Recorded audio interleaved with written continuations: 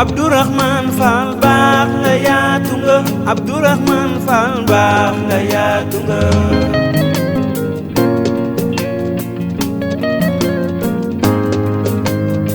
waa Taba 13 nee nañ baax nga yaatu nga waa Daxa Gañ nee nañ baax nga yaatu nga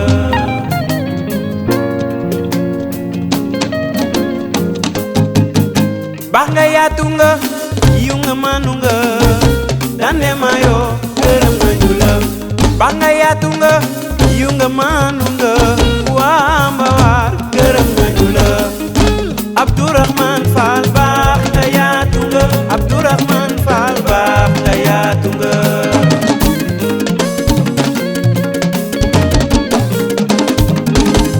waa Jama nee nanu yow la yaa fi ne waa Mundom nee nanu yow la yaa fi ne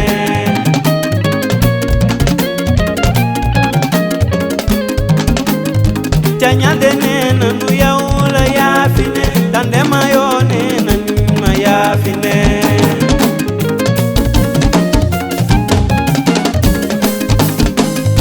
Abdourahmane Fall gore nga te maanu nga Abdourahmane Fall baax nga yaatu nga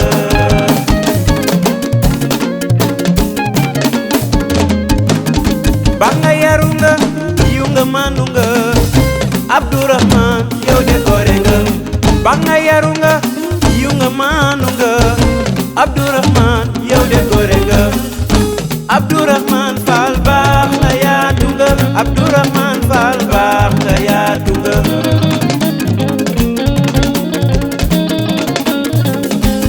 daal bu Yàlla daal sànni jama dégg fay ko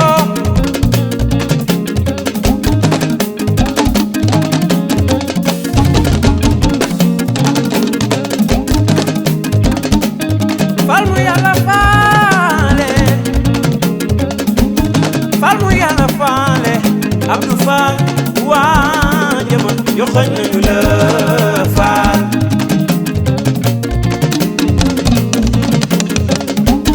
yeelaar waa yeelaare yeelaar seen doom ñëw na yeelaar waa yeelaare yeelaar seen doom ñëw na yeelaar waa yeelaare jama seen doom ñëw na yeelaar waa yeelaare yeelaar seen doom ñëw na Fall mi ngi ci daara yi di dimbali ñëw di doole yi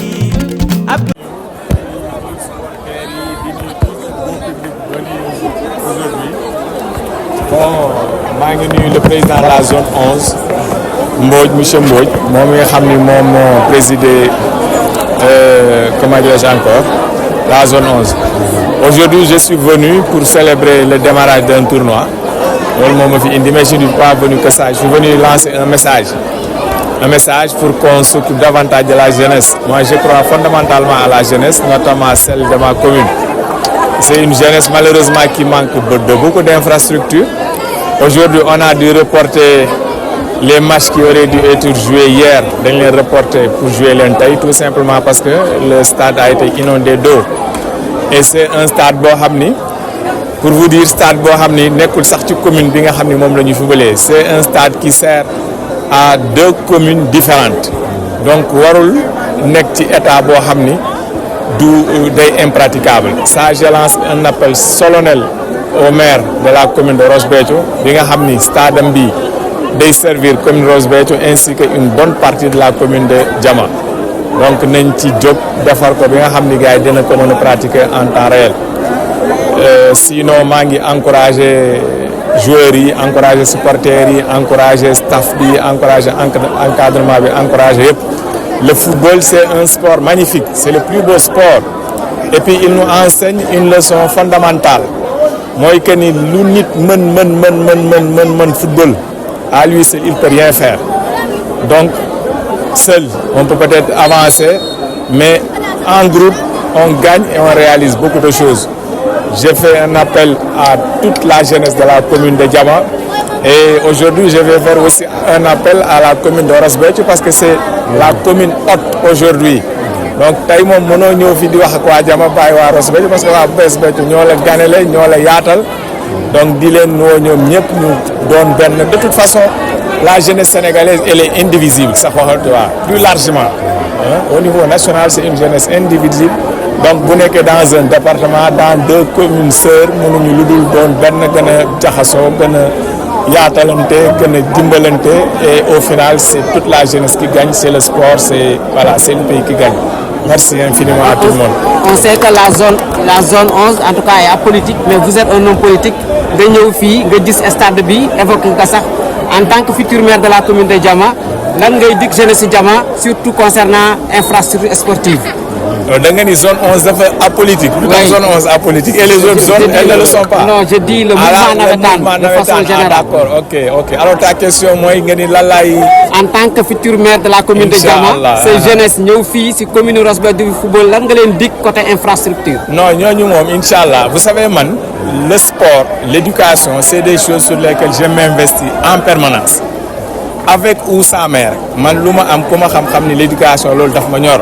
Pour ceux qui ne le savent pas, je suis porteur d'un grand projet gigantesque, un institut islamique et scientifique où des infrastructures sportives de haute facture sont programmées. Donc man ci loolu laay dox guddeeg bëccëg. Donc bu yàlla defee ma doon maire suba mais il est clair, net et précis que je vais commencer par ce à quoi je crois et j'investis au quotidien. Donc maa ngi woo xale yi jeunesse bi qu'ils me font confiance, qu'ils s'unissent à mes côtés, devant moi, derrière moi, partout, omniprésent et ensemble, Inch'Allah, inévitablement, on va améliorer leurs conditions de vie en général, mais les conditions de vie, c'est-à-dire la jeunesse qui parle de la jeunesse parle de sport. L'activité qui intéresse le plus la jeunesse, c'est le sport. Donc, il est clair que voilà, avec moi, c'est sur les infrastructures sportives et écolières, c'est les choses par lesquelles je vais démarrer inévitablement. Et je ne me contenterai pas uniquement des ressources dont dispose la commune pour remédier à cette question parce que ces ressources sont assez limitées.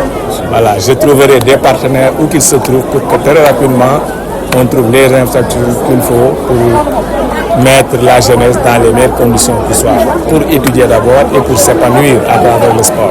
Monsieur le maire, tey zone 11 bi ñu la joxe parrainage bi ban yëg-yëg nga si am. Bon, mbégte hein, franchement zone on, vous savez j'ai mes meilleurs amis là-bas ñoom Pape Makhtar Diop ñoom honorable député Ibrahima Diop ñoom Thioy vraiment samay grand lañu samay xarit lañu mon jeune frère Ousseynou Kane que je remercie au passage d'ailleurs moom mooy sama point focal fii sur axe Takagan bi maa ngi koy remercier bu baax donc lui sax il prévoit d'organiser un meeting. Il fait sa rentrée politique et il m'apporte mon soutien le dimanche 16, c'est la semaine prochaine. Donc je profite de cette occasion pour appeler toute la jeunesse de Takagan à le soutenir. Parce que moi aussi son combat c'est le mien. Voilà, c'est pour améliorer la condition de vie des populations. Si vous me donnez opportunité à une semaine d'un meeting de cette envergure pour me s'affronter avec les populations de la zone 11, voilà, vous m'offrez un gâteau sur un plateau d'argent. Vraiment.